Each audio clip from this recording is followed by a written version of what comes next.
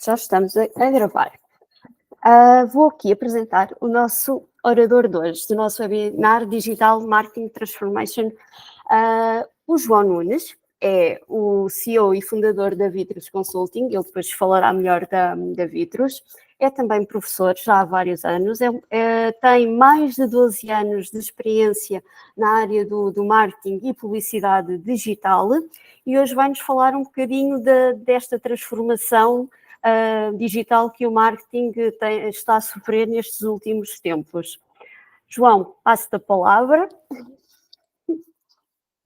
Muito bem.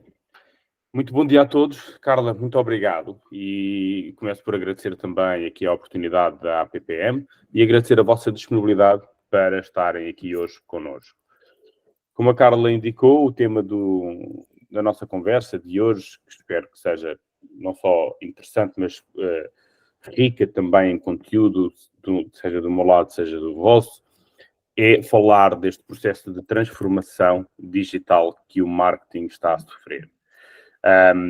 Não é só um processo de transformação do marketing digital, é um processo de transformação digital do próprio marketing dentro das organizações.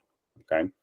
Vamos só fazer aqui uma pequena introdução e, portanto, todos nós aqui presentes neste webinar de hoje, nós desempenhamos dois papéis nas nossas vidas.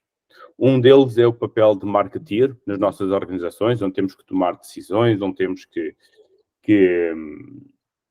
fazer escolhas para garantir que a nossa marca e a nossa organização é a mais relevante possível para os nossos consumidores. E outro é aquele que desempenhamos enquanto nós próprios consumidores de outras marcas. E a questão que se coloca e que é transversal a estes dois papéis é o que é que faz uma marca ser mais ou menos relevante no espaço digital para um determinado consumidor? O que é que impacta a qualidade da experiência que oferece e de que forma é que essa experiência impacta o processo de decisão do consumidor? São vários fatores, e nós sabemos isto, são vários fatores que influenciam a tomada de decisão de um consumidor para um determinado produto ou categoria. Mas entre eles está, sem dúvida nenhuma, a experiência e o serviço que as marcas oferecem. Tanto é que, nos últimos anos, houve um incremento significativo da importância desta dimensão. De acordo com vários estudos levados a cabo pela Salesforce, no período imediatamente após a pandemia, 65% dos consumidores que foram inquiridos afirmaram que iriam permanecer leais a organizações e a marcas que conseguissem providenciar uma experiência personalizada. Ou seja, que, de acordo com a informação que estivessem sobre o seu perfil, sobre o seu histórico, que conseguissem adequar as suas ofertas, produtos, serviços a esse consumidor. Também muito significativo é o facto de que entre 2020 e 2022, o número de consumidores que concordam com a afirmação a experiência que uma empresa me oferece é tão ou mais importante do que o produto ou o serviço, aumentou de 80% para 88%. Portanto, é óbvio que as expectativas dos consumidores estão em alta. E porquê? Porquê é que será que isto acontece? Porque aquilo que nós nos habituamos enquanto consumidores e nós, enquanto seres humanos, somos incapazes de fugir a esse efeito, nós criamos as nossas expectativas em relação a todas as experiências que obtivemos no passado. Ou seja, qualquer um de nós, ao ter contacto com uma boa experiência de uma determinada marca, e vamos dizer que hoje todos nós contactamos com grandes players como a Amazon, a Netflix, a Starbucks, que têm essa capacidade de personalizar e customizar a sua experiência. Isto, de certa forma, nivela as nossas expectativas e faz com que nós, quando olhamos para uma próxima interação, esperamos o mesmo. esperamos o mesmo tipo de customização, esperamos o mesmo tipo de personalização. E, na verdade, aqui do lado esquerdo, o que vocês veem é um conceito bastante antigo até, baseado nos trabalhos de Joseph Pine e James Gilmore, que era o trabalho sobre a Experience Economy, e que, na prática, aquilo que nós hoje sabemos também, empiricamente, é que esta capacidade de customização e de personalização, seja do produto, seja do serviço, ou, hoje em dia, da experiência que nós oferecemos ao consumidor, cria valor e faz com que as empresas consigam até cobrar um premium sobre o serviço que é oferecido. Então, se assim é, se nós sabemos que os consumidores esperam customização, se sabemos que esta customização cria mais valor para as organizações, porque é que só algumas empresas é que são as capazes de o fazer? Será que esta capacidade só está ao alcance destes grandes players internacionais? Ou há algo que as nossas organizações locais também podem fazer para trilhar este caminho e atingir este objetivo? Hoje vamos então falar disso e vamos falar sobre qual o caminho e quais algumas ferramentas que as organizações têm ao seu dispor para navegar nesta jornada de evolução da sua maturidade digital. Quem sou eu? Como a Carla também já indicou, o meu nome é João Nunes, sou casado, tenho 2 filhos, tenho 2 gatos, trabalho na área do marketing digital há mais de 12 anos, sou licenciado em Engenharia de Telecomunicações e Informática, no ISCTE, depois, em 2015, tirei um MBA na Católica e na Nova. Mais recentemente, fiz uma certificação em Transformação Digital for Operations na Kellogg School of Management. Iniciei a minha carreira no marketing no Google. Depois fui Chief Innovation Officer do Grupo Abas em Portugal, Chief Transformation Officer do Grupo Media Brands, fui presidente da direção do IAB Portugal. E como a Carla disse, também já tenho alguns anos de experiência docente, lecionando em programas de Executive Education, todos ligados à área do marketing. Desde o ano passado, início do ano passado, fundador e principal consultant da Vitros. E o que é a Vitros? A Vitros, na prática, é uma boutique de consultoria especializada nesta área de transformação de mídia e de marketing. Okay? Esta transformação alavancada por tecnologia e dados. Essencialmente, a Vitros trabalha com anunciantes, grandes ou pequenos, agências e até publishers, para, na prática, transformar a forma como as suas operações de marketing são geridas e modernizar estas operações de marketing.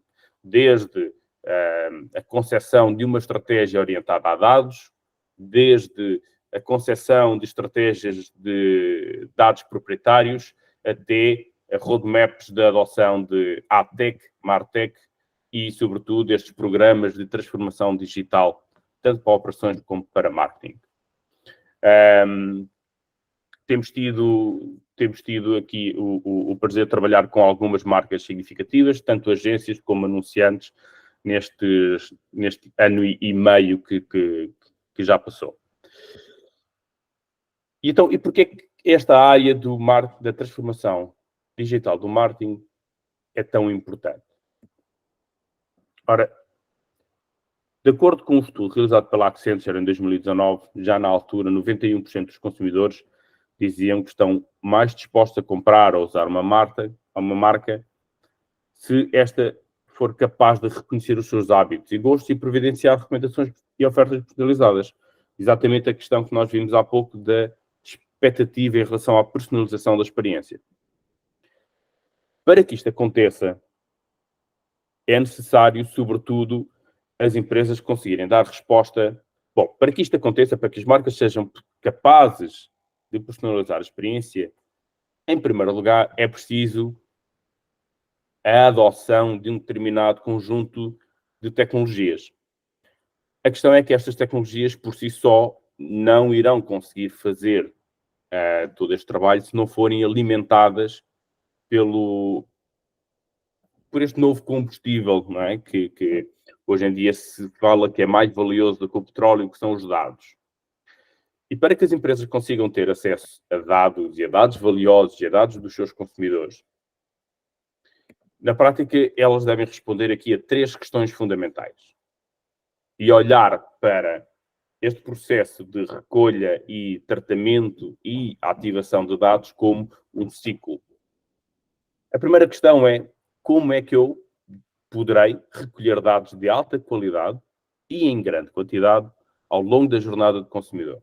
Sejam estes dados online, sejam estes dados offline. Ou seja, independentemente do utilizador estar a interagir com a minha marca, o meu produto ou serviço, junto do meu website, da minha mobile app, ou através do meu touchpoint físico, minha loja, o meu call center. Okay?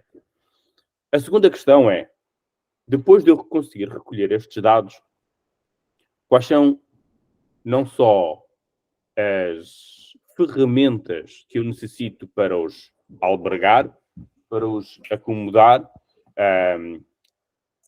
Dê-me só um segundo, por favor.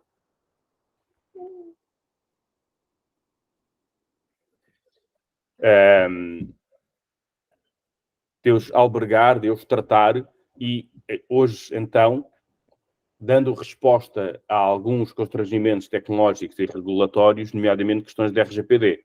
Né? Para aqueles que estarão presentes neste webinar, talvez não seja estranho, mas é fundamental que as organizações tenham em conta que o tratamento ou o armazenamento de dados proprietários, de dados de consumidor, que contenham informação pessoal e que identifique o unificamento, ou seja, a chamada PII, né? Que identifique o utilizador, carece de determinadas guidelines, nomeadamente a questão do armazenamento ser feito em espaço europeu. Portanto, a escolha das ferramentas tecnológicas aqui é muito importante.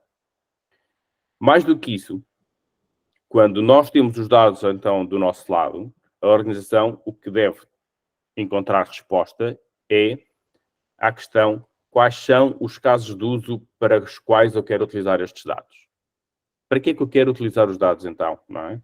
E como é que eu vou construir as audiências relevantes com base nos dados que eu consigo recolher? O perigo de não se ter esta questão bem respondida, logo a priori, é entrar em processos de recolha abusiva de dados ou processos em que não se recolhe os dados que realmente importam. Okay? Portanto, isto é algo que as organizações devem se focar logo desde muito cedo. Depois destas duas questões respondidas, não é? Que dados é que eu preciso e para quê? Então, a última questão é: mas como é que eu vou ter a partir disto? Para que é que eles servem?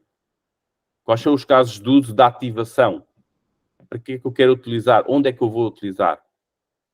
E aqui eu vou dar um exemplo que costumo usar frequentemente, que é para vocês olharem para isto como um processo que tem que ser enquadrado numa estratégia, muitas vezes de longo prazo. Vou dar o exemplo da Coca-Cola. A Coca-Cola é uma marca subejamente conhecida, todos nós conhecemos e provavelmente todos nós já vimos o anúncio de Natal da Coca-Cola. Todos os anos a Coca-Cola lança um anúncio de Natal que, com algumas modificações, mantém a sua mensagem core e mantém até um determinado visual. E todos nós hoje, tenho quase a certeza que muitos de nós já estamos a imaginar o anúncio da Coca-Cola deste Natal, que é um caminhão todo iluminado, a ser conduzido pelo Pai Natal, a levar a felicidade a toda a gente no mundo. Agora vamos imaginar que este ano a Coca-Cola decide que este anúncio de Natal deverá ser, nas palavras deles, data-driven. Deverá ser personalizado. Ou seja, o que eles querem é entregar uma versão diferente dessa criatividade conforme o gosto de consumo ou a preferência de consumo do consumidor. Então, Para todos aqueles consumidores que preferem Coca-Cola normal, o anúncio será a versão standard, o Pai Natal vestido de vermelho. Vermelho e branco, não é? Mas para aqueles que preferem Coca-Cola zero ou sem açúcar, ou, agora já não sei o nome, a Coca-Cola decide que a criatividade é exatamente a mesma, mas o Pai Natal, em vez de estar vestido de vermelho, está vestido com um fato preto. E isto é uma mudança simples, mas imaginem tomar esta decisão em tempo real, com base no perfil do utilizador, qual é que é a criatividade que lhe vamos mostrar. Ok? Este é um exemplo claro de uma ativação de marketing data-driven. Não é? Portanto, conforme os dados que temos disponíveis sobre aquela audiência, mostramos a versão mais adequada da criatividade. O que a Coca-Cola tem que pensar, ou seja, fazendo aqui a analogia, o que todas as organizações têm que pensar, é que, para que no final do ano a Coca-Cola consiga fazer essa campanha de marketing orientada a dados, vai ter que pensar que, ao longo do ano, vamos ter que recolher os dados necessários para o fazer. Nomeadamente, vamos ter que recolher dados de preferências de consumo dos consumidores. Então, para que isso aconteça, nós vamos ter, a Coca-Cola vai ter que pensar em iniciativas para recolher esses dados. Vai ser na loja, através de um cartão de loyalty, vai ser através de um passatempo, vai ser através de um quiz no Facebook em que pergunta à audiência de que Coca-Cola de sabor é que gostas mais. Tudo isto são iniciativas que fazem parte deste processo. Iniciativas de recolha, por um lado, depois de recolher onde é que eu os vou armazenar, para mais tarde então poder utilizar.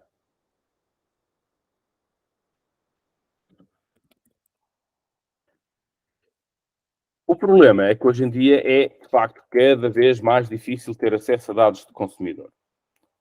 Diversas questões, tanto regulatórias como tecnológicas, não é? Portanto, qual é que é aqui a resposta para as marcas e as empresas poderem ter acesso a estes dados, mas de uma forma compliant com a regulação e que seja uma forma future-proof, ou seja, que seja capaz de sobreviver às mudanças tecnológicas que algumas já aconteceram, nomeadamente a introdução dos mecanismos de Intelligent Tracking Prevention nos dispositivos da Apple e agora, anunciado para verão de 2024, a perda de suporte a cookies third party por parte do browser do Chrome. A resposta está em First Party Data, aquilo que nós chamamos de... O que é First Party Data? Todos os dados que as organizações têm capacidade de recolher diretamente do consumidor. Ok? E, portanto, esta é uma das respostas mais... é uma das ferramentas mais importantes ao dispor das organizações hoje em dia, de forma a sobreviver à quebra à perda de suporte dos cookies de terceiros. Não é? Mas a pergunta coloca-se novamente. Mas como é que o fazemos? E como é que convencemos os utilizadores que hoje, depois de escândalos como a questão do Cambridge Analytica, depois de tantas notícias sobre a utilização dos seus dados pessoais, porque é que um utilizador irá dar os seus dados, seja o e-mail, seja o número de telefone, seja outro tipo de dado que o identifique, a uma organização? Em troca do quê? E para isso, as organizações têm que pensar, em primeiro lugar, que diferentes indústrias vão ter desafios distintos. Diferentes indústrias têm mais ou menos capacidade de recolha de dados. Portanto, obviamente, todos nós conseguimos compreender que indústrias que tenham um caráter transacional bastante grande têm mais facilidade de recolha de dados diretos do seu consumidor, nomeadamente indústrias de retalho, okay? de finance, de viagens e telco. São aquelas que, assim à cabeça, têm uma relação direta com o consumidor, com o seu cliente, e recolhem muitos dados, seja através da utilização dos serviços, seja através ou melhor, da compra dos serviços, seja através do seu uso continuado. Mas depois há indústrias também, como por exemplo a consumer products, que têm essa dificuldade de muitas vezes estarem dependentes de intermediários, como os retalhistas, para ter essa relação com o consumidor, não têm tanta facilidade. Ainda assim, qualquer organização tem que ter isto aqui em mente. É possível, sim, e é possível criar razões, nomeadamente valor acrescentado. Tem que haver uma troca de valor óbvia para o consumidor. E ele tem que entender o que é que ganha em troca de fornecer os seus dados a essa marca. E aqui o que é que ganha? Podemos ser bastante inventivos nesta questão, ok? E é aqui que entram, por exemplo, iniciativas de marketing, como aquela que eu estava a referir, para a Coca-Cola, de criar passatempos, de criar quizzes, algo que motive o utilizador a fornecer os seus dados, que ele veja um valor acrescentado nisso. E, sobretudo, garantindo que, depois do consumidor fornecer os seus dados, que a marca seja capaz de passar uma mensagem de confiança de que os irá tratar bem. Como é que os irá tratar? Para que é que os está a pedir? Que uso é que vai fazer dos seus dados? E que formas é que o consumidor tem para poder gerir os dados que estão em posse dessa marca? Isto cria aqui uma noção de transparência e de confiança que confere credibilidade a todo este processo. E, portanto, motiva os utilizadores a fornecerem os dados. Depois, para que seja possível para as marcas entregarem esta promessa da First Party Data, 3 passos que nós recomendamos que são essenciais as organizações começarem a trabalhar desde já. Primeiro é que despendam tempo a criar uma estratégia de dados proprietários. Esta estratégia tem que conter objetivos estratégicos para toda a organização e para as marcas, tem que conter casos de uso específico, portanto, para não corrermos o risco de ou não pedirmos os dados necessários ou pedirmos dados a mais que depois não são utilizados e podem quebrar a confiança do utilizador. Definir esses casos de uso específicos e, com esses casos de uso, definir os processos que vamos levar a cabo para os recolher, depois para os ativar. Em segundo lugar, depois desta estratégia estar definida, o segundo passo é adotar uma mentalidade e um modelo operacional de test and learn, iterativo. Okay? Começamos por um caso de uso específico, medimos o seu impacto, avançamos para o outro.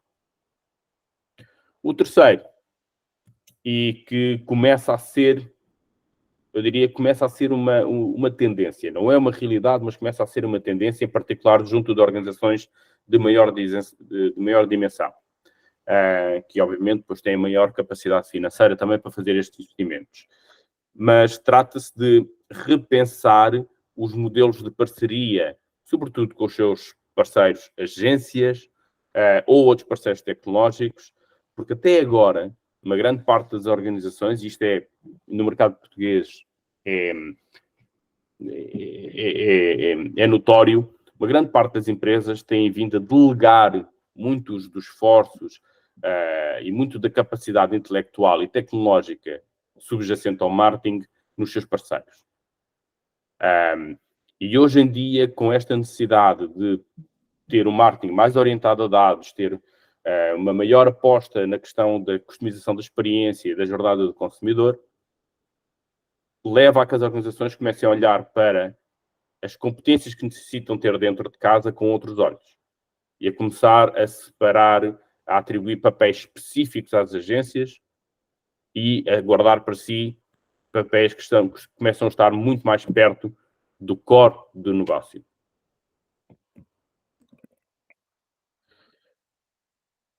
Para este primeiro passo, que eu diria que é talvez um dos mais importantes, que é como é que nós começamos então a definir uma estratégia para o uso de dados proprietários dentro da organização, o grande conselho que eu dou aos clientes com quem trabalho é: comecem com uma visão. E esta visão, idealmente, deverá ser uma visão multidisciplinar e across the board, não é? Cross-organizational, ou seja, envolver várias unidades de negócio, várias áreas da empresa na criação de uma visão unificada para toda a empresa, para o uso de dados da organização. E é útil pensar em respostas a questões como estas. Qual é o valor que queremos acrescentar à organização com o uso de dados? Okay? Qual é o valor que o marketing espera atingir? Qual é o valor que a operações espera atingir? Qual é o valor que o departamento de R&D espera atingir? Porque os mesmos dados podem ter diferentes valores para diferentes departamentos. E muitas vezes têm valor para vários departamentos, e não é só para o departamento de marketing. O segundo, então, e é ainda mais verdade quando estamos a falar de uma empresa com várias marcas, muitas vezes a empresa tem um conjunto de objetivos que depois é repartido pelas suas diferentes marcas e não são todos iguais. Portanto, é também interessante pensar em objetivos de alto nível para a empresa como um todo, diretamente ligado aos seus objetivos de negócios e de negócios estratégicos, e depois fazer a declinação para cada uma das marcas que são trabalhadas. Okay? O terceiro ponto, é óbvio que nós queremos criar valor para a nossa empresa, com a utilização de dados. Mas que valor é que estamos dispostos a criar para o consumidor? Como é que vamos fazer para os convencer a fornecer os seus dados, com aquela troca de valor que nós vimos há pouco? Não é? E depois, por último, que tipo de estratégias e iniciativas e ativações e táticas é que vamos levar a cabo para recolher e depois ativar esses dados? Nós temos aqui alguns exemplos de visões, ok? Portanto, no caso da BMW, claramente, uma visão muito focada em marketing, em que o grande objetivo é obter uma diferenciação na sua comunicação em relação aos concorrentes, não é? No setor específico de automóveis de luxo. No caso da Coca-Cola, tem a ver com continuamente criar novos produtos e novas experiências de produto que diferenciem a marca da concorrência. No caso da Just Eat, fala-se em o foco nos consumidores e melhorar a vida e a experiência dos consumidores nos seus restaurantes. É possível aqui criar diferentes modelos de visão para o uso de dados, mas é importante que esta visão depois seja concretizada em objetivos específicos. Okay? No caso da BMW, utilizar dados conectados sobre os clientes existentes, os clientes atuais, para determinar quem é que é este utilizador core da BMW, para depois, então, ir buscar novos. Um template que nós costumamos usar com os clientes com quem trabalhamos, está aqui refletido, e tenta endereçar, o que nós fazemos muitas vezes é trabalhar em modelo de workshop com as empresas dos nossos clientes e então, ao longo de uma ou duas sessões, tentar obter a informação suficiente para preencher este template, que na prática endereça todos aqueles pontos que nós falámos anteriormente. Grande objetivo para a organização, para o uso de dados, como é que isso depois se reparte para as diferentes marcas, podemos eventualmente preencher um destes templates por marca, ok? Quais são as campanhas ou as ativações que nós vamos levar a cabo para então recolher, ou melhor, para ativar dados? Em primeiro lugar, vamos pensar, ok, eu quero utilizar dados para este efeito, como é que os vou ativar? Quais são as iniciativas? Quais são as campanhas concretas? Depois disso estar determinado, eu consigo pensar, ok, para levar a cabo esta campanha, por exemplo, para a Coca-Cola fazer aquela campanha de personalização da criatividade da campanha de Natal, eu tenho que recolher dados sobre o perfil de consumo do consumidor. Então, vou desenhar uma tática de aquisição desses dados, que dê resposta à recolha desse tipo específico de dados. Ok? Depois, vou pensar, mas que recursos é que eu necessito? quais são os data points específicos, quais são os recursos tecnológicos, nomeadamente que ferramentas é que eu vou necessitar para a ativação, se vou utilizar um DSP, se vou utilizar um DMP, esse tipo de questões mais práticas, mas sobretudo, onde é que os vou guardar, quem é que os vai tratar, ok? Uma das questões também importantes de dar resposta aqui é que recursos é que eu necessito, que capacidades e que skills é que eu vou necessitar para depois levar a cabo esta estratégia. Algumas ideias que gostaria de partilhar convosco aqui para a recolha de dados. Em primeiro lugar, olhar para onde é que nós podemos recolher dados do consumidor. Bom, desde logo nos nossos assets proprietários, ou seja, no site, na app, em microsites, plataformas direct to consumer. Portanto, tudo aquilo que nós consigamos construir que ofereça uma relação direta com o consumidor são plataformas por excelência para a recolha de dados. Depois, mídia. Obviamente, a interação que os utilizadores fazem com as nossas campanhas. Se viram, se não viram, se viram o vídeo até ao fim, se clicaram, quanto tempo tiveram no site. E ferramentas de analytics são aliados poderosos nesta área. Mecanismos de survey, por exemplo. Okay? Portanto, enviar questionários, fazer passatempos, e aqui os passatempos entram nesta lógica do gamification. Não é? Dar um incentivo para que os utilizadores partilhem os seus dados. Muito bem. Como é que isto então exemplos práticos. Aqui dentro do setor da FMCG, temos o exemplo da L'Oréal, por exemplo, que construiu múltiplas apps que me permite experimentar o batom, experimentar a maquilhagem, ver a cor da tinta do cabelo. Tudo isto, valor acrescentado para o consumidor, poder experimentar antes de comprar, em troca do quê? Do registro, de um login. Portanto, uma first party data. A Neutrogena e uma marca do grupo J&J que tem vindo sistematicamente a apostar na construção de modelos direct consumer, nomeadamente modelos de subscrição, para fazer um bypass aos retalhistas, às farmácias e às grandes superfícies, para ter uma relação direta com o consumidor, recolher dados e, sobretudo, dados que lhe indicam perfis de consumo. Quantas vezes recebe encomenda, quantas unidades pede. Portanto, isto tudo permite à J&J fazer uma perfilagem muito mais acertada de quem é que é o seu consumidor. Depois, iniciativas offline também são valiosas. Portanto, o sampling no setor da FMCG, que é uma atividade bastante comum, serve exatamente a este propósito. Registramos-nos no site, recebemos uma oferta para experimentar em casa. Claro, em troca desse valor acrescentado, demos os nossos dados proprietários. E depois as questões dos mecanismos de ativação em redes sociais, não é? Os passatempos, os quizzes, etc. Passatempos. Este é um exemplo da Danone no mercado português. Tem cerca de 2 anos, já nesta altura. Mas estes passatempos têm o condão de não só gerarem vendas, portanto, porque aumentam o consumo, incentivam o consumo do produto, porque há uma motivação extra, mas geram um elevado número de registros qualificados. A Danone, uma marca que é vendida nos supermercados, dificilmente poderia pensar em obter um número, informação relevante de quem é que consome, se não tivesse iniciativas deste tipo. Okay?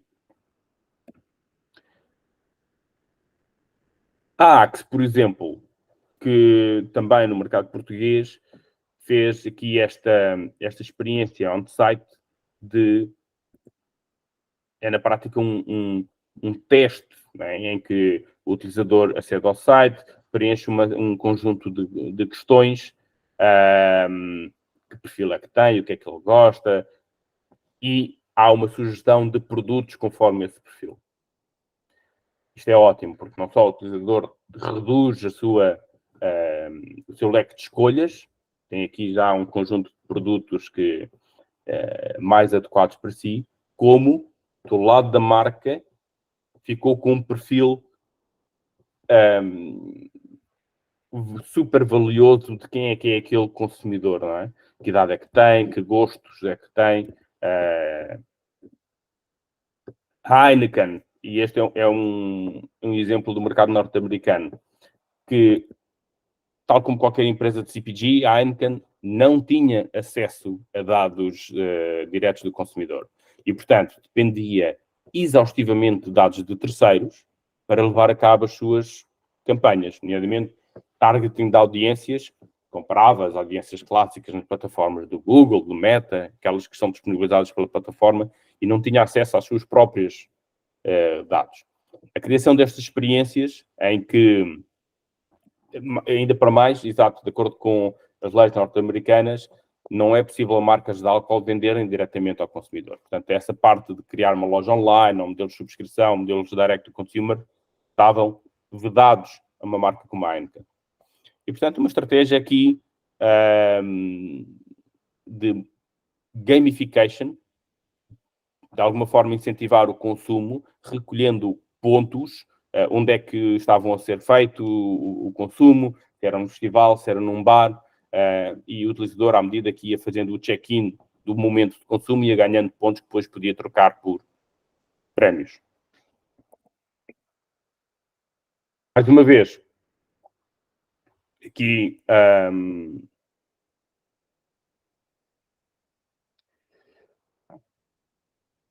pronto, este é um vídeo de uma campanha semelhante feita em França, que através do scan de um QR Code no PEC,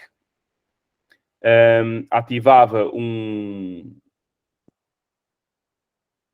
um bot via Facebook Messenger que depois recompensava o utilizador com pontos que ele também podia trocar mais tarde por prémios. Tudo isto levava a que o utilizador tivesse que se registar na plataforma, fornecer os seus dados de identificação, nome, e-mail, número de telefone, e, à medida que ia interagindo com estas iniciativas, a marca tinha capacidade de recolher dados e entender que perfil é que este consumidor tinha. Muito bem, então o que é que nós podemos depois fazer com estes dados? Como é que os podemos ativar?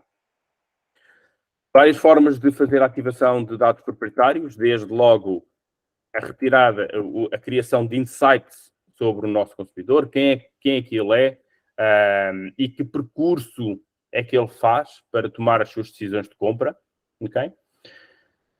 Algo mais focado na componente de ativação de mídia, que é fazer lookalikes, criar audiências lookalikes para poder ir buscar novos utilizadores, fazer retargeting, mas também focado aqui na personalização. Portanto, ter a capacidade de oferecer uma personalização da experiência, seja on-site, quando eles visitam os nossos assets, seja depois off-site, quando ele interage com a nossa comunicação. Partindo do pressuposto que nós temos dados sobre o que é que ele fez antes, se já visitou ou não o nosso site, podemos adaptar a mensagem ao consumidor. Alguns exemplos. Esta empresa de telecomunicações saudita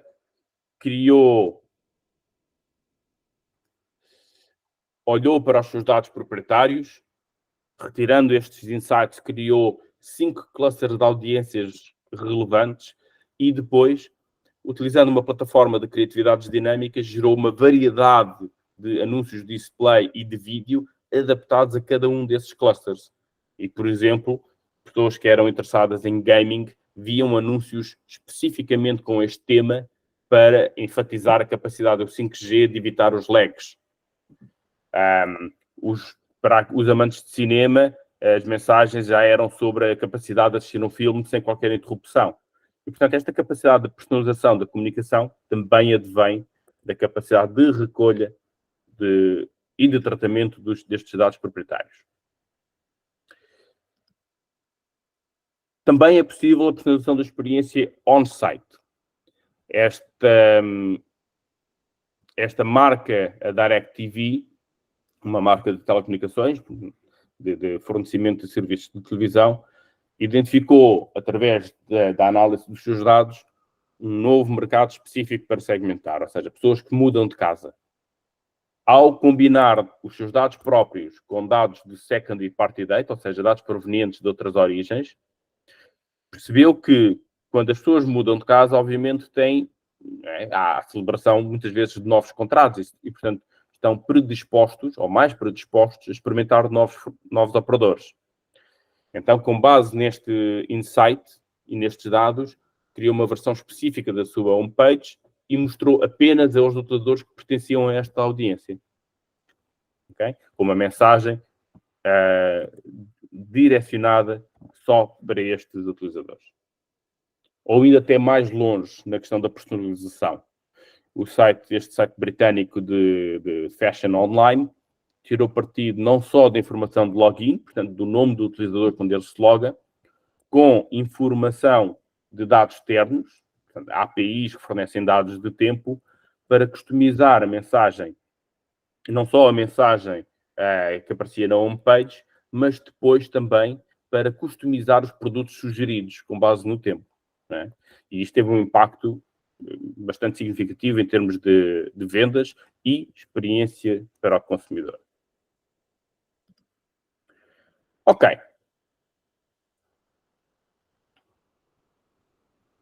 O que é necessário então? Falámos sobre a importância dos dados proprietários, falámos do que é possível fazer com estes dados e de que forma é que as organizações se devem preparar, construindo uma estratégia, criando casos de uso específico e pensando nas competências e skills que deverão ter in-house e nos seus parceiros para a execução desta estratégia. Então, mas o que é que faz com que certas empresas sejam capazes de o fazer e outras não sejam tão capazes de o fazer? E o que está aqui em causa, sobretudo, é esta noção de maturidade digital. E de que forma as organizações têm, mais uma vez, não só as competências, mas os processos in place para poder aumentar a sua maturidade digital e, com isso, executar determinados processos e as suas estratégias de marketing. Nós encontramos esta capacidade de ativação de dados, e de personalização de experiência e personalização da comunicação, customização da experiência, sobretudo em empresas que têm maiores níveis de maturidade digital. Existem várias empresas que olharam já para este tema, várias consultoras, mas entre delas eu destaco sempre este trabalho realizado pela BCG, pela Boston Consulting Group, em conjunto com o Google. É um trabalho que já vem sendo realizado desde 2018 e que, portanto, já contém aqui informação histórica suficiente para fazer até análise de tendências e benchmarking. E, no fundo, o que a BCG olhou foi para todos os elementos que pudessem diferenciar empresas que são capazes de atingir e de personalizar as suas mensagens e as suas experiências e aquelas que não são. Okay? E quais são as dimensões presentes e como é que elas classificam, como é que as empresas classificam nestas diferentes dimensões e como é que elas se agrupam em estágios de maturidade. E a BCG identificou 4 grandes grupos de estágios de maturidade, desde as empresas nascentes até às multi-moment.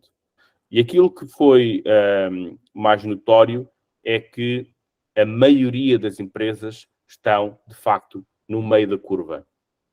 Okay? Só um número muito, muito reduzido de empresas é que são capazes de oferecer experiências multimomento, verdadeiramente omnichannel aos seus consumidores. E há diferentes critérios que determinam, de facto, por exemplo, a utilização, a integração de first e third-party data, a forma como são capazes de ativar a sua mídia, a sua comunicação, utilizando dados ou não, a forma como estabelecem os KPIs e mesmo os próprios processos de gestão de marketing dentro das organizações, tudo isto impacta os seus níveis de maturidade digital. Aquilo que também foi foi verificado por estes estudos é que as empresas que mais maduras estão digitalmente, mais frutos recolhem.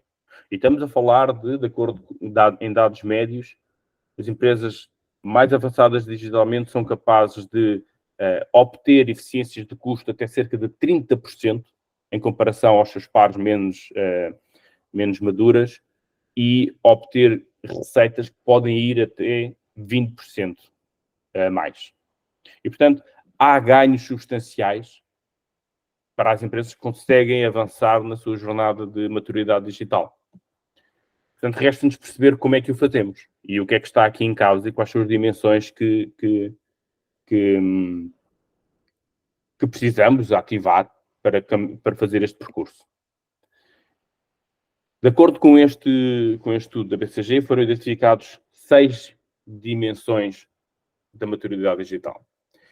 3 técnicas e 3 organizacionais. As 3 técnicas, representadas por este triângulo no meio, são, sobretudo, garantir que a empresa tem acesso a uma plataforma de dados conectado. O que é que isto significa?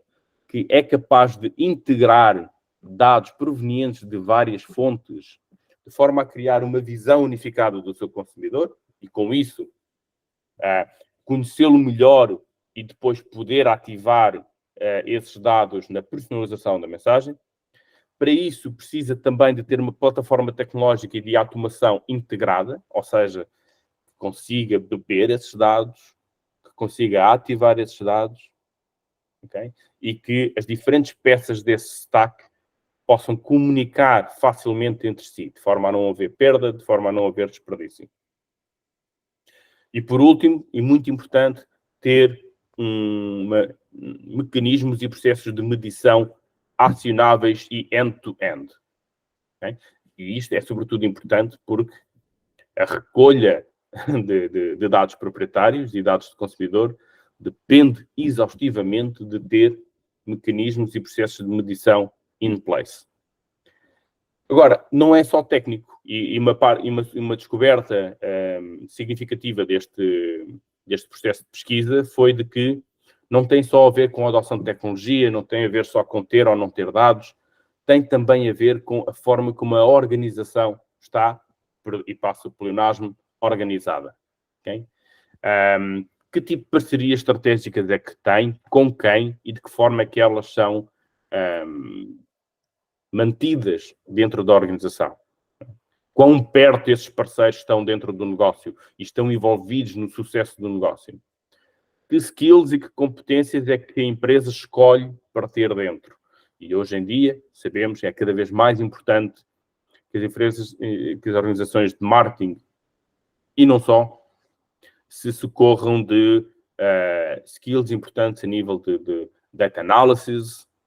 Não vou falar, acho que não estamos ainda no ponto de ir ao data science, mas sobretudo de data analytics, ok? E, sobretudo, ter uma cultura agile e terem processos e uma mentalidade de test and learn, que muitas vezes no mercado português também não é fácil de obter, não é? E isto tudo provou serem fatores importantíssimos para as organizações caminharem no sentido ascendente na curva de maturidade digital. Depois destas 6 dimensões, existem alguns aceleradores importantes, nomeadamente a utilização de dados próprios. Ficou provado que as empresas que conseguiam integrar dados proprietários nas suas estratégias de dados conectados, tanto online como offline, conseguiam chegar ou ter ganhos até 2 vezes mais em revenue e 1,5 vezes em eficiência. Okay? Portanto, aqui ficou provado também o valor dos dados proprietários. Esta questão do end-to-end measurement, as empresas mais avançadas, aquilo que fazem, em vez de ter reporting, não é só uma questão de reporting, é de facto ter a capacidade de agregar e sumarizar os seus principais indicadores num scorecard ou num dashboard que de facto seja tido em conta para a tomada de decisão. Ter uma cultura agile significou 83% das marcas multimomento tinham estes ciclos de feedback ágeis. Portanto, recolher insights da comunicação, recolher insights da interação com o consumidor e ter a capacidade de uma forma rápida e ágil, modificar, criar novas experiências, corrigir potenciais problemas para, de uma forma contínua, ir melhorando a experiência que entregam. Enquanto 83% das marcas multimomento tinham estes ciclos, só 29% das marcas conectadas é que apresentavam os mesmos processos. Portanto, claramente também aqui um fator diferenciador. E por último, estas novas skills e recursos. Sim? Paraste quando estavas ali a falar. O teu som, ficámos sem som aqui quando falavas de 83% das marcas. Ok, e agora?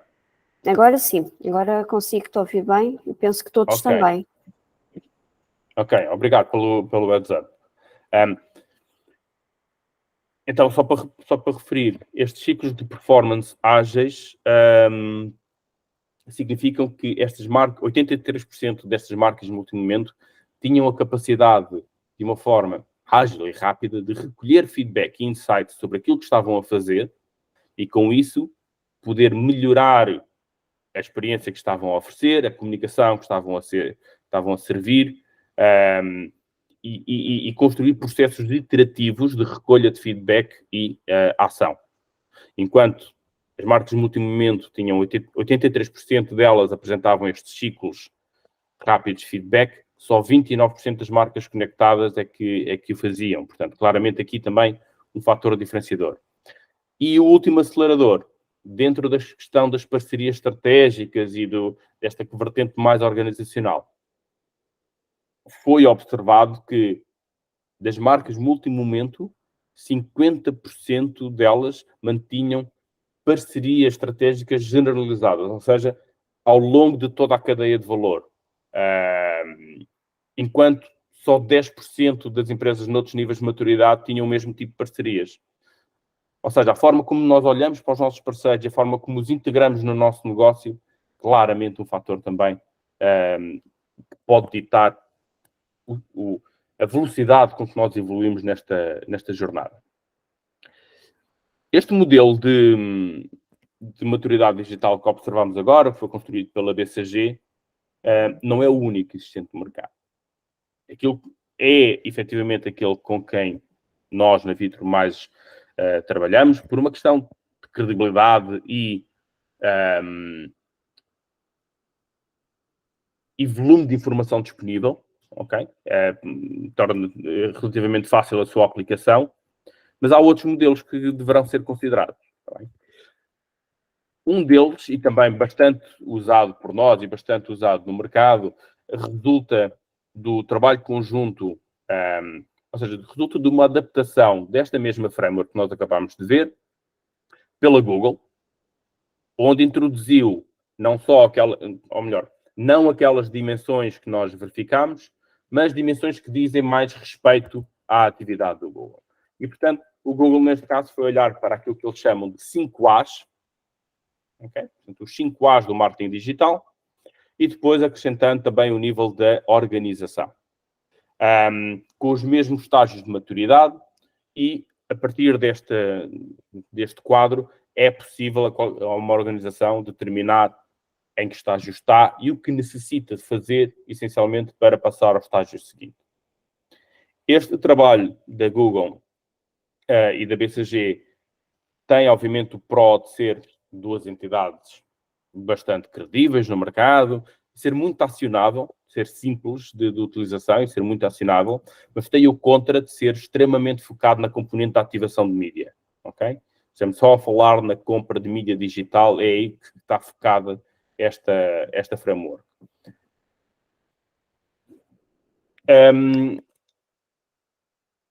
Uma outra grande vantagem é que as duas empresas disponibilizaram online um site onde qualquer organização pode ir e fazer o seu benchmark, fazer o seu assessment e comparar o seu resultado de digital maturity com empresas do setor e perceber depois quais são os passos que tem que dar para evoluir na sua jornada. Okay? Esta ferramenta gera um relatório até bastante personalizado, consultivo e interativo, comparando então a organização com outras no mesmo setor. Lá está o único contra desta versão da Framework Digital Maturity é o facto de ser puramente focada em mídia e na componente da ativação. Ao contrário, um outro exemplo, esta empresa também bastante conhecida no ecossistema do marketing digital, a Smart Insights, desenvolveu o seu próprio modelo de planeamento de marketing digital, que eles chamaram de Race Growth System, e que olha para 7 dimensões, 7 alavancas do marketing moderno. Okay? A grande vantagem é que estas dimensões acabam por fornecer uma visão muito mais 360 sobre o marketing. Okay? Não olham só para a ativação, mas olham também para a estratégia que está em place, olham para os dados que a organização tem ao seu dispor, olha para estratégias de conteúdo, olha para a experiência digital e olha, inclusive, para a forma como o messaging é feito. Portanto, o tom da comunicação e a forma como a comunicação é feita a nível de ferramentas de messaging e e-mail. Portanto, uma visão muito mais transversal, muito mais holística sobre o marketing digital. Não só tem aqui 7 dimensões de análise, como 5 patamares de avaliação. Estes 5 patamares de avaliação foram construídos com base no Carnegie Mellon Capability Maturity Model. Okay? Portanto, um modelo originalmente desenvolvido para a avaliação de estruturas de IT. No entanto, este esquema de classificação foi aqui adaptado e temos então 5 estágios de maturidade, 7 dimensões de análise. Contra desta framework é um pouco mais complexa de utilizar. No entanto, a própria Smart Insights também disponibiliza ferramentas de análise e de benchmarking, okay? Destas 7 capacidades. Ao contrário da ferramenta de análise que nós vimos há pouco, da BCG e do Google, em que é um único questionário, uma única plataforma, que a empresa preenche e tem um conjunto de questões que abrange todas aquelas dimensões de análise, aqui são diferentes surveys, um para cada dimensão que a empresa tem que preencher. Tá bem? No entanto, dá o mesmo resultado, permite-nos identificar em que estágio a nossa organização está naquela dimensão e depois, conforme isso, perceber que caminho é que temos que percorrer para chegar até ao próximo. E, portanto, o que é que falta fazer? Temos uma estratégia, definimos uma estratégia para a utilização de dados, temos uma visão para aquilo que queremos fazer com a organização, para a organização com a utilização de dados. A partir da utilização destas ferramentas, conseguimos fazer um diagnóstico inicial da nossa organização, em que ponto é que estamos. Portanto, o passo seguinte é construir o caminho. E com isso, estamos a falar, sobretudo, de a construção de roadmaps, okay? Que são realizados depois em conjunto com os diferentes stakeholders da organização, marketing, IT, operações, logística, seja o que for, para como é que nós transitamos de um estágio para o outro. Okay? Diferentes formas de organizar estes roadmaps. A framework da BCG olha então para os 4 aceleradores e a forma como eles têm que evoluir ao longo de cada um dos estágios. Algo que nós também temos vindo a utilizar é pegando naquela framework do Google e da BCG, os 5 A's e a organização, e desenhar depois o conjunto de ações que a empresa tem que levar a cabo para chegar ao último estágio. Tudo isto tem que ser tido em conta com capacidades existentes dentro da organização. Portanto, nunca iremos conseguir fazer tudo ao mesmo tempo. E, portanto, aqui o desenho do roadmap, tendo em conta o timeline, que tem em conta a capacidade de investimento, a capacidade de recrutamento, a capacidade de trazer on board as parcerias necessárias, as ferramentas necessárias e, portanto, espalhar as ações necessárias ao longo do tempo. Okay? Para terminar, só dizer que também criámos um curso em conjunto. Eu não sei se posso falar disto, Carla. Temos um curso, uma formação em conjunto com a Lisbon Digital School, sobre este tema. Portanto, quem estiver interessado em fazer um deep dive neste tema e entender exatamente a construção, a utilização destas frameworks, as várias dimensões envolvidas, como se constrói os roadmaps, iremos olhar para isso durante essa formação. Mas qualquer questão, estou sempre disponível também. Este QR Code leva-me até ao meu LinkedIn. Convido-vos a conectarem-se e a colocarem quaisquer questões que poderão ter. E resta-me agradecer o tempo que me tiveram aqui a ouvir, que não foi pouco, e abrir o palco a questões e a discussão, se assim o entenderem. Eu acho, se quiserem colocar alguma questão ao João, agora podemos falar, já não precisamos de escrever no chat. Não sei se alguém tem alguma questão para colocar ao João. João, eu vou-te colocar uma, já que os nossos ouvintes estão todos muito tímidos. Da tua experiência, inclusive com os teus próprios clientes, quais são os erros mais comuns que as empresas cometem quando pensam em, no fundo, recolher dados e o que fazer com eles? Eu acho que a maior parte das empresas, infelizmente portuguesas, devem estar ali ou no primeiro nível ou no segundo nível de maturidade, infelizmente. Serão muito poucas aquelas que estão já no terceiro ou mesmo no último nível, não é? Olha, obrigado pela questão, antes de mais, porque é uma ótima pergunta. Da minha experiência, efetivamente, há muito poucas empresas no mercado nacional que tenham um nível de maturidade digital elevado. Algumas delas estão a caminhar para lá, efetivamente, e têm feito alguns esforços no passado recente nesse sentido, mas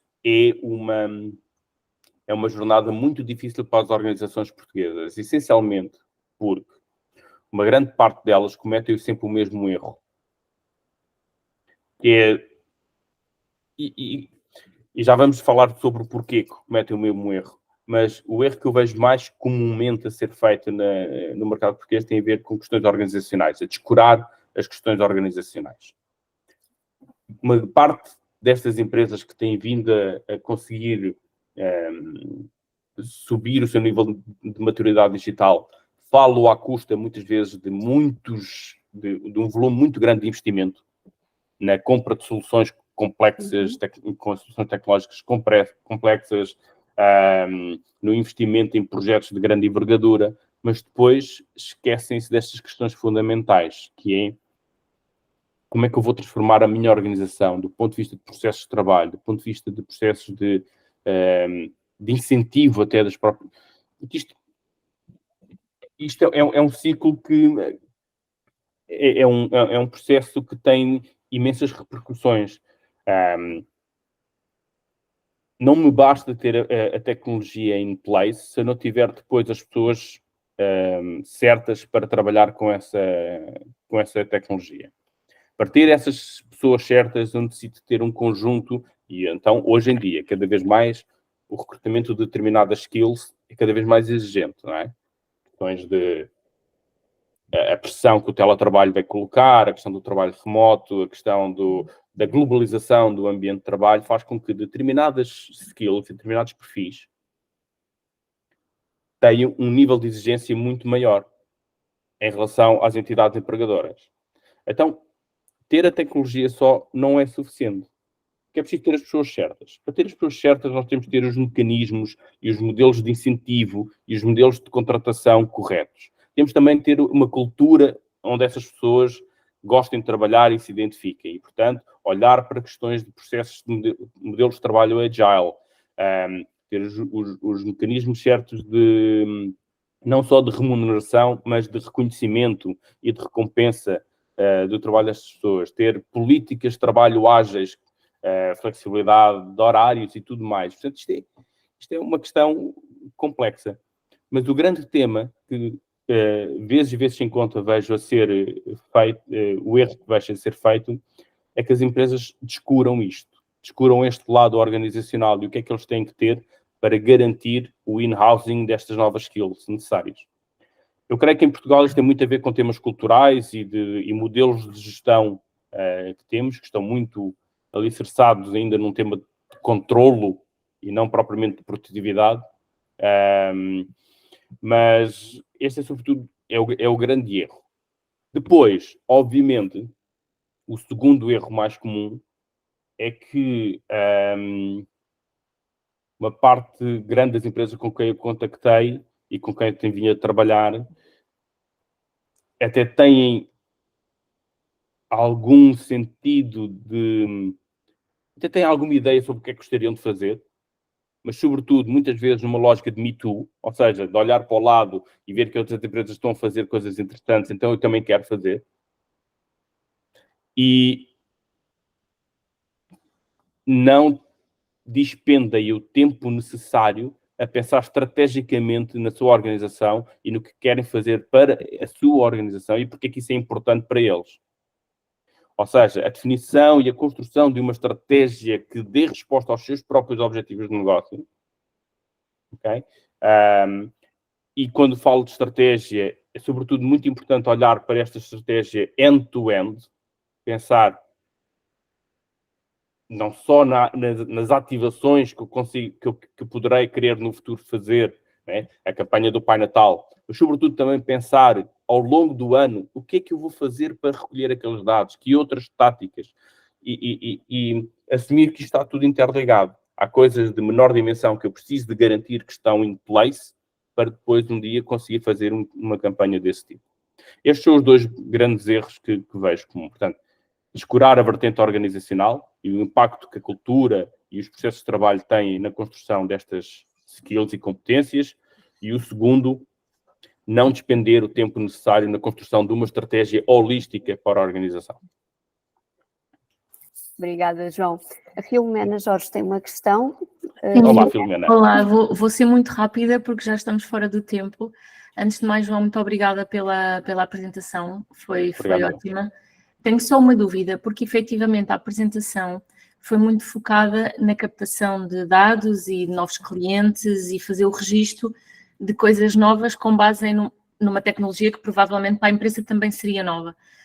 Mas eu acho que o grande desafio para o tecido empresarial em Portugal será também como é que eu converto dados que já tenho e que já recolhi, se calhar, de uma forma um pouco desestruturada e desorganizada e com base noutras regras que existiam no momento, como é que eu consigo usar isso e tentar aproveitar a informação que já tenho, porque muitas das empresas já têm muita informação sobre os clientes de anos e anos de operação, mas que, quer dizer, estão soltas e incompletas e muitas vezes nem sequer podem ser usadas logo de forma imediata. Portanto, como é que se faz isso, não é? Muito bem. Excelente questão, Filomena, muito obrigado. Esse também é uma questão bastante comum. E há vários problemas, há várias questões que se colocam em relação ao ponto que levanta. Uma delas é, em primeiro lugar,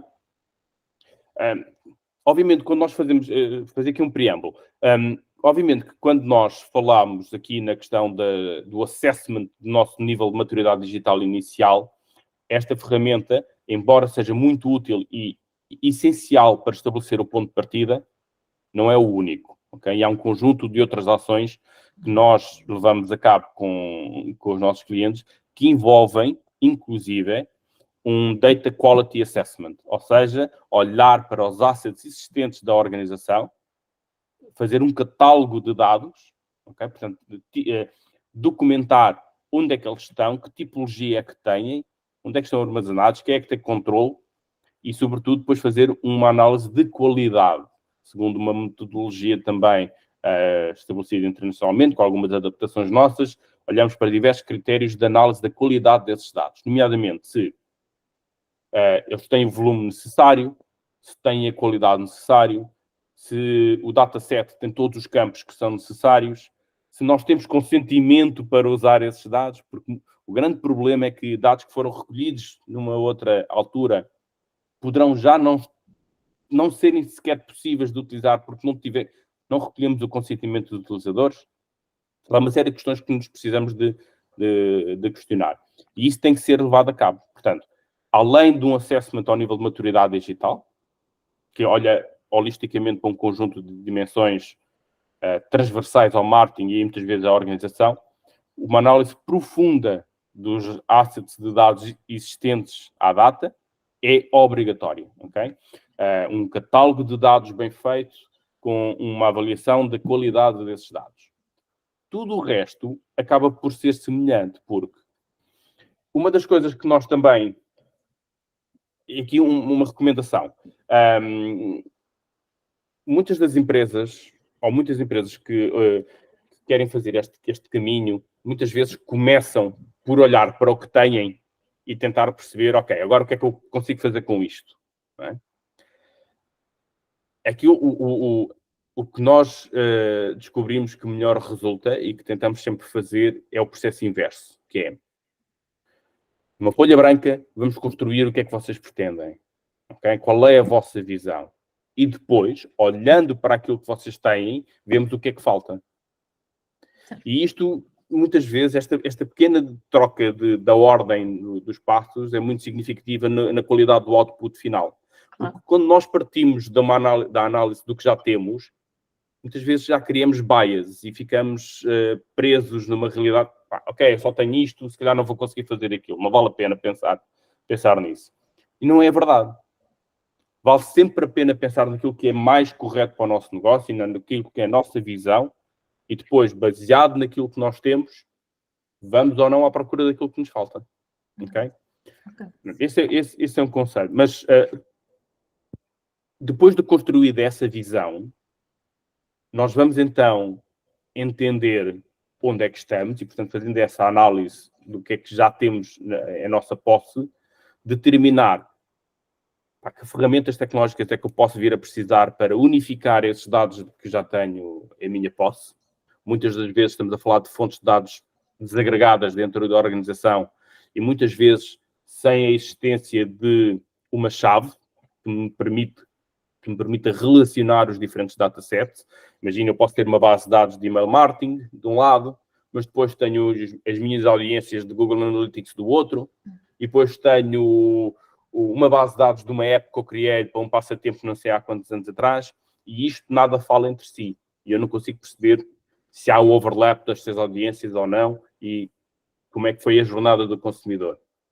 E, portanto, depois de terminar a visão, eu consigo perceber que peças é que eu preciso ter em casa para não só tratar os meus dados existentes, mas depois complementar com outros dados que possa vir a fazer falta.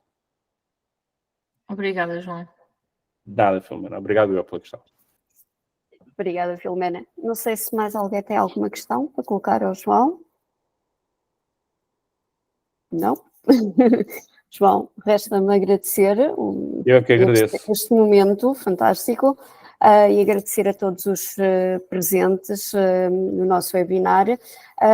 Dentro de mais ou menos sensivelmente um mês, o webinar é disponibilizado primeiro aos nossos associados. Daqui a 2 meses fica disponível para todos no nosso canal do YouTube. Tá bom? Obrigada a todos e uma excelente semana. Obrigado e até breve. Obrigada, até breve. Obrigada, até breve. Obrigada a todos, até breve.